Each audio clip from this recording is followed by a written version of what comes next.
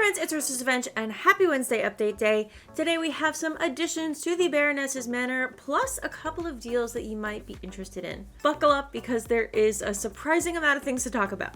Okay, so first thing, we have new activities at the Baroness's Manor. We have a new dressage routine as well as lunging over the manor. First up, you'll see that Maeve has returned to lunging duties here at the manor as well as everywhere else. So you can continue to lunge here all you like, including the lunging activity board. So you can do that without actually inciting a quest. Because I have already done lunging multiple times, we're just gonna leave this here because there actually is not an introductory quest to lunging this time like there were for the other two. So Maeve is here in case you want to go lunging. But what I will do is a dressage. Now, interestingly enough, Matilda also does not have an intro quest to dressage here. And it looks like we maybe don't have a new dressage routine like I thought. But let's give it a shot anyway. This is Jorvik Dressage Mastery. It appears to be the same one that we can currently do in Jorvik Stables. Although there is a slight UI change. These circles and arrows are different as well as the UI at the top. Is this the same routine? I don't think this is the same routine. Huh, okay, it's not the same. It's similar, but not the same. The ending is different, and I really did think that that big circle in the middle was too early. The music has not ended. All right, I'm doing this again. I need to prove it to myself that I can do this.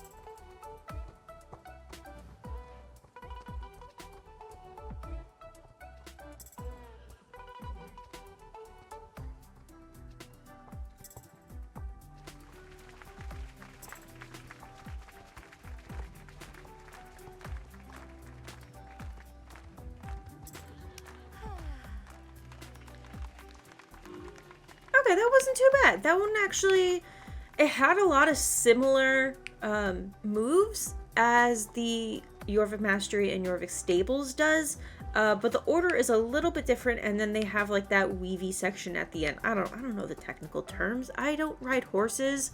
All right, I probably should have read that, but It's fine. You get the gist. There's new dressage over at the Baroness's Manor. I am curious, though, because they're both called Dressage or Jorvik Dressage Mastery, and I want to know if that has now affected what's going on at Jorvik Stables. All right, no, we can still do both here. I do want to check to see if the UI has changed. No. Okay, so the UI for... That's kind of weird to me. The UI for the Jorvik Stables one is different than the one at the Baroness's Manor. And I wonder if they are planning on making them consistent. If they're going to make this one the same as the one at Baroness's Manor. If that one winds up... If people wind up liking that one better. Obviously, the jury's still out. The update's only been out for a couple hours at this point. This should have been my first guess that it was different. We went diagonal from the top instead of the bottom on the other one. I knew going into the circle from there was weird. Okay, so general thoughts about the new dressage. Well, first thing is that I like the new routine. I think that it's not too hard. I think that it's, you know, I was able to get like 90% of the way without having done the practice because I've done the other one so much that I kind of know that one without even thinking. So I was able to kind of predict what I was supposed to do until I got to that zigzag part. That was new. Honestly, I thought that was fun. I liked it a lot. It annoys me that there's now no consistency within the UI for both dressage at Jorvik Stables and here. I don't know if they're planning to eventually make it consistent depending on which one people like more. I have no idea. That does bother me though. I don't know why they're not consistent. It's you only have dressage in 2 places in the game. Why aren't they consistent? I don't know if this arena is just smaller or if it feels smaller because the trees around it are so close and kind of boxing you in. That's not necessarily like a bad thing or a criticism. It just feels smaller to me. I don't know if it actually is. All in all though, I am glad that they've added dressage here, and maybe one day we'll get it at the racetrack too. Maybe. The next thing that I want to talk about is actually regarding the Trailblazer track. If you have not finished it yet, good news. You're gonna have some extra boost to actually be able to finish it because Star Stable is finally implementing the bonus point days. From 9 a.m. server time on Thursday, the 28th of November, that's tomorrow, until 9 a.m. server time on Monday, December 2nd, you'll get 30 extra bonus points on activities and 2 bonus points for gatherables.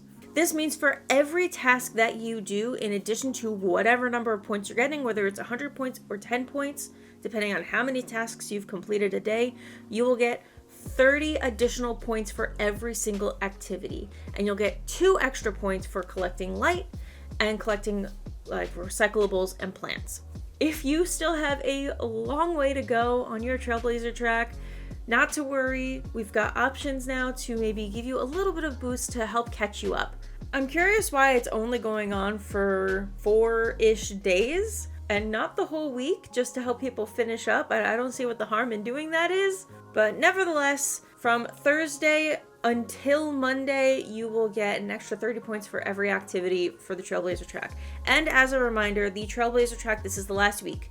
So come that Tuesday, that is your final chance. Because on Wednesday, next update happens, that Trailblazer track goes away.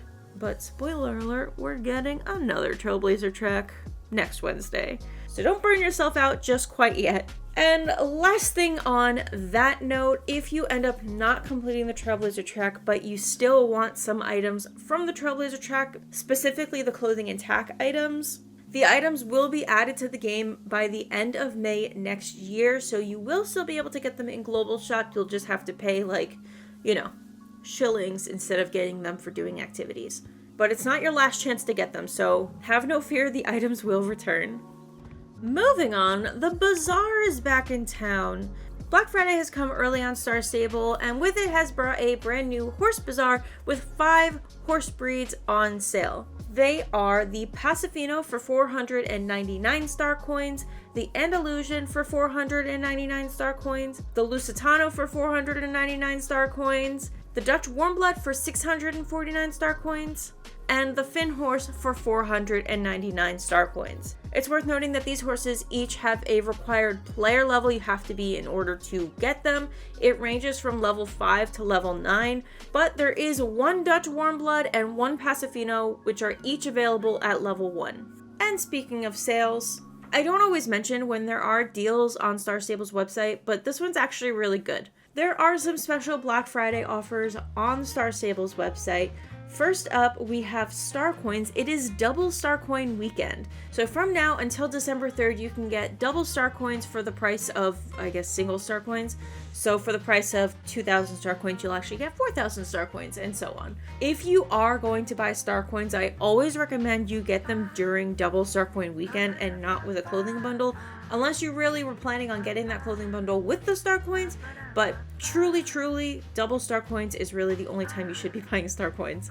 It also looks like if you want to do the choose your own Star Coin amount, it also doubles there too. I don't think it previously did that, but I could be wrong. And finally, there is also Star Rider deals. So for my monthly Star Riders, if you get a 1 month or 3 month subscription, they are doubling the Star Coins for double Star Coins that you get with your monthly subscription. But if you were paying monthly or do not have a Star Rider subscription at all, this is probably the best deal for Pay 1 Star Rider we have gotten all year and will get probably until next year. It is currently 50% off Pay 1 Star Rider, and they have doubled the instant Star Coin bonus you get for just signing up with Star Rider. The benefit of getting Pay 1 Star Rider is that you, one, never have to pay again. It is one price and you unlock everything. You still get your weekly Star Coin allowance, and you get all the items in the bonus shop that have ever been released. And I have it on good authority that next year's outfit is really cute. And you'll get that one too. So not to like shill or anything, but to be completely honest, if you are able to afford it, for the price of 6 months, essentially, you're getting it forever. So if you can swing it, 50% off Star Rider, lifetime, really good deal. Sort of in the vein of promotions, it's Happy Horse Week. So you may have noticed that you have 7 days of stable care on your account. Don't worry, it was free. In addition, Star Stable has topped up all of our horses, so they are good to go for all of our racing and training needs. And finally, if you participated, and honestly, probably even if you didn't participate, in the Start Unstable Challenge, where we were tasked to log on yesterday at 11 and insert a redeem code to crash the site, and succeeded within seconds, the final reward is available. You can enter the code StarUnstable2 on the website and get this shirt plus 20 additional Star Coins. It doesn't have great stats, but it's a commemorative shirt. Anyways, that is it for this week's video. If you enjoyed it, make sure to leave a like, subscribe, and turn on the notification bell so you never miss another video like this. I do try to cover every Wednesday update and more. I think this was the last thing on the Next Up in Jorvik, so maybe tomorrow we'll get another one. It does seem like the weather on Jorvik is going to drop below freezing pretty soon. And I will see you all in next week's video. Bye!